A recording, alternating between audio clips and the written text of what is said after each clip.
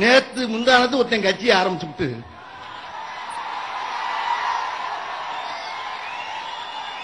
நாளை கழிச்சு முதலமைச்சர் போறேன்னு இருக்கான் ஒருத்தன். வருங்கால முதலமைச்சர், வருங்கால பிரதம மந்திரி, வருங்கால ஜனாதிபதி.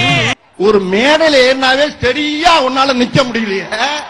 வருங்கால முதலமைச்சர், வருங்கால பிரதம மந்திரி, வருங்கால ஜனாதிபதி.